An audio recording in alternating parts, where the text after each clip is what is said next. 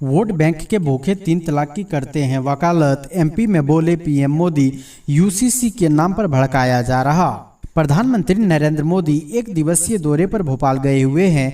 रानी Kamlapati station से Vande Bharat train को हरी झंडी दिखाने के बाद पीएम मोदी नेहरू स्टेडियम पहुंचे, जहां उन्होंने मेरा बूथ सबसे मजबूत अभियान के अंतर्गत 10 लाख बूथों पर 3 करोड़ भाजपा कार्यकर्ताओं को वर्चुअल संबोधित किया। साथ ही उन्होंने संवाद भी किया। इस दौरान पीएम मोदी ने यूपी की भाजपा कार्यकर्ता रानी चौरसिया से संवाद किया। रानी चौरसिया ने पीएम मोदी से वोट बैंक की राजनीति पर सवाल पूछा तो उन्होंने कहा कि वोट बैंक के भूखे लोग 3 तलाक का विरोध करते हैं, मुस्लिम बेटियों के साथ अन्याय करते हैं। 3 तलाक कहकर कोई बेटी को घर से निकाल दे, उन माँ बाप का क्या होता है? बेटी का पूरा परिवार तबाह हो जाता है। पीएम मोदी ने कहा कि जो लोग 3 तलाक की वकालत करते हैं वो वोट बैंक के भूखे लोग हैं और वे मुस्लिम महिलाओं के साथ अन्याय कर रहे हैं। 3 तलाक पूरे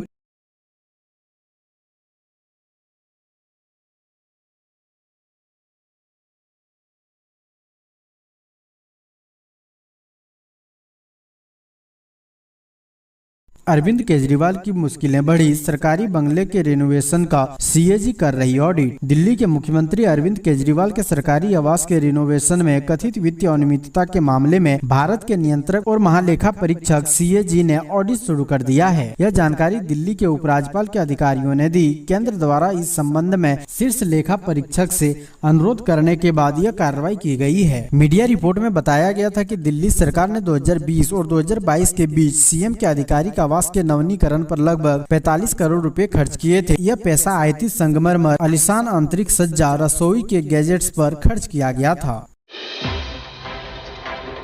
बंगाल पंचायत चुनाव, दिनहाटा में टीएमसी बीजेपी कार्यकर्ताओं के बीच झड़प, ताबड़तोड़ फायरिंग में एक की मौत, 7 घायल। पश्चिम बंगाल पंचायत चुनाव को लेकर कूच बिहार जिले में मंगलवार तड़के तृणमूल कांग्रेस और बीजेपी समर्थकों के बीच झड़प और गोलीबारी में एक व्यक्ति की मौत हो गई और 7 अन्य गंभीर रूप से घायल हो गए। हिंसा की सूचना कूच बिहार जिले के दिनहाटा ब्लॉक 1 के अंतर्गत गितालदाहा से मिली। सत्तारूढ़ तृणमूल कांग्रेस से जुड़े बाबू हक की हिंसा में जान चली गई। गोलीबारी में गंभीर रूप से घायल हुए 7 अन्य लोगों का स्थानीय स्वास्थ्य केंद्र में इलाज चल रहा है। ताजा हताहतों की संख्या के साथ 8 जून को राज्य में त्रिस्तरीय पंचायत प्रणाली की तारीखों की घोषणा के बाद से 19 दिनों में चुनाव से संबंधित मौतों की कुल संख्या 11 हो गई है।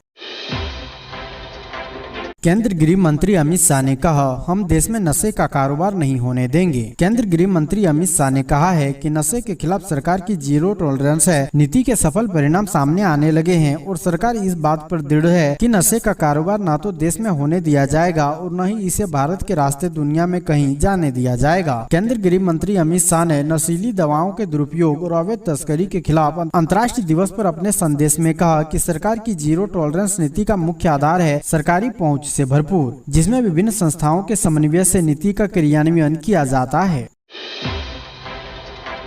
योगी सरकार दिव्यांगों को देगी बड़ा तोहफा, हर माह मिलेंगे 1500 रुपए पेंशन, लोन भी कराया जाएगा उपलब्ध। निराश्रित दिव्यांग भरण पोषण अनुदान योजना के तहत प्रतिमाह दिव्यांग जनों को दी जाने वाली राशि में जल्द ही वृद्धि की जाएगी। दिव्यांग जन सशक्तिकरण एवं पिछड़ा वर्ग कल्याण राज्य मंत्री नरेंद्र कश्यप ने मंगलवार को योजना भवन में आयोजित चतुर्थ दिव्यांग राज्य सलाहकार बोर्ड की बैठक में ये घोषणा की। उन्होंने बताया कि दिव्यांग भरण पोषण अनुदान योजना के तहत लाभार्थियों को प्रतिमाह 1000 रुपए का अनुदान दिया जा रहा है, जिसे 1500 रुपए प्रतिमाह किए जाने का प्रस्ताव किया जा रहा है। दिव्यांग जनों को कौशल विकास के बाद ऋण भी उपलब्ध कराया जाएगा। मंत्री नरेंद्र कश्यप ने कहा कि दिव्यांग जनों की तकनीकी आधारित शिक्षा एवं कौशल विकास को प्रोत्साहन दिया जा रहा है।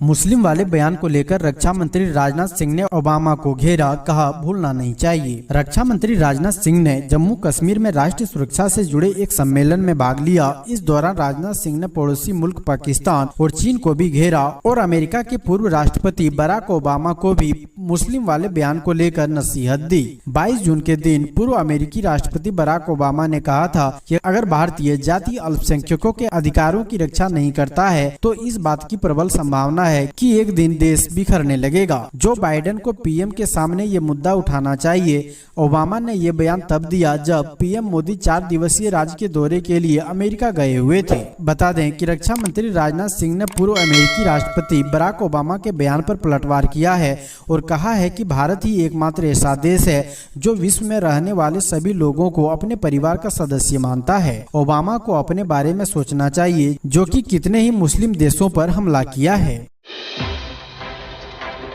समान नागरिक संहिता पर पीएम मोदी का बड़ा बयान, बोले एक देश में 2 कानून कैसे चलेंगे। भोपाल में मेरा बूथ सबसे मजबूत कार्यक्रम के दौरान पीएम मोदी ने बड़ा बयान दिया है। उन्होंने पहली बार समान नागरिक संहिता यानी यूसीसी पर अपनी बात रखी। पीएम मोदी ने कहा, सुप्रीम कोर्ट ने बार बार कहा है कि देश में समान नागरिक संहिता लाओ। पीएम मोदी ने कहा, आज यूसीसी के नाम पर लोगों को भड़काया जा रहा है। देश को 2 कानूनों पर कैसे चलाया जा सकता है। संविधान भी समान अधिकारों की बात करता है। सुप्रीम कोर्ट ने भी यूसीसी लागू करने को कहा है।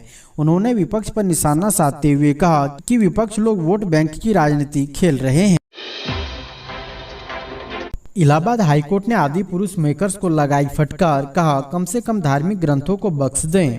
उत्तर प्रदेश के इलाहाबाद हाईकोर्ट की लखनऊ खंडपीठ ने मंगलवार को सुनवाई के दौरान फिल्म आदि पुरुष के निर्माताओं को फटकार लगाई है। हाईकोर्ट ने फिल्म के सहलेखक मनोज मुंतशिर शुक्ला को भी मामले में पक्षकार बनाने और नोटिस जारी कर 1 सप्ताह में जवाब देने का निर्देश दिया। जानकारी के मुताबिक हाईकोर्ट के लखनऊ पीठ फिल्म आदि पुरुष पर प्रतिबंध लगाने की मांग वाली याचिका पर सुनवाई कर रही थी। यह फिल्म हिंदू महाकाव्य रामायण पर आधारित एक पौराणिक एक्शन फिल्म होने का दावा कर रही है। याचिका में कहा गया है कि फिल्म में डायलॉग एक बड़ा मुद्दा है।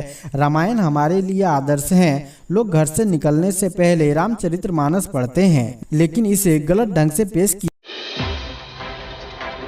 3 जुलाई को राजस्थान के 50 लाख लोगों के खाते में आएगी पेंशन, सीएम गहलोत करेंगे ट्रांसफर। मुख्यमंत्री अशोक गहलोत 3 जुलाई को प्रदेश भर के लाखों पेंशनधारियों को पेंशन की सौगात देंगे।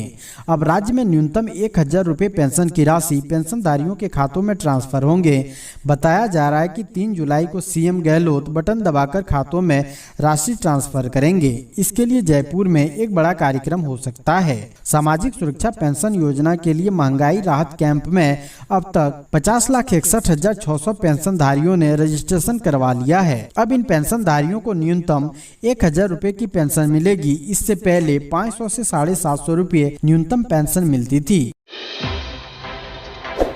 ममता ने फिर साधा बीएसएफ पर निशाना, कहा मोदी हमेशा नहीं रहेंगे, निष्पक्ष होकर काम करें। पश्चिम बंगाल की मुख्यमंत्री ममता बनर्जी ने लगातार दूसरे दिन मंगलवार को सीमा सुरक्षा बल पर तीखा हमला बोला है।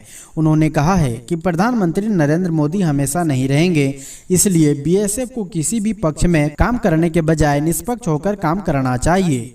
सोमवार को भी कूच बिहार में जनसभा के दौरान उन्होंने केंद्रीय अर्धसैनिक बल पर लोगों को धमकाने का आरोप लगाया था। मंगलवार को जलपाईगुड़ी में चुनावी जनसभा को संबोधित करते हुए उन्होंने बीएसएफ पर हमला बोला।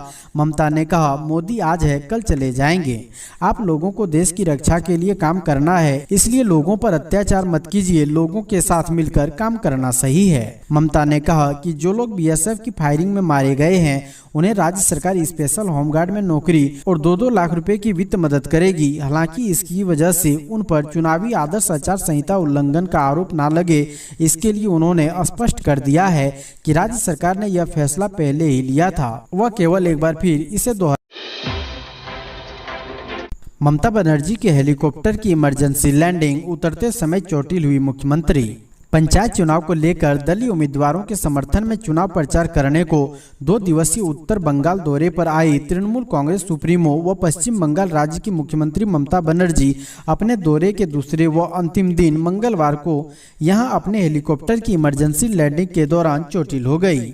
यहां से किसी तरह राजधानी कोलकाता लौटने के बाद वहां SSKM अस्पताल में उन्होंने अपना उपचार कराया। उनके पांव व कमर में चोट पहुंची है। एक अधिकारी ने बताया कि राजधानी कोलकाता लौटने के लिए बागडोगरा एयरपोर्ट से अपनी चार्टर्ड फ्लाइट पकड़ने को मुख्यमंत्री ने जलपाईगुड़ी जिला के माल महकमा के क्रांति में चुनावी जनसभा को संबोधित करने के बाद हेलीकॉप्टर से बागडोगरा एयरपोर्ट के लिए उड़ान भरी, लेकिन बादलों व बारिश भरे प्रतिकूल मौसम के चलते उनके हेलीकॉप्टर की लैंडिंग बागडोगरा एयरपोर्ट पर नहीं हो पाई।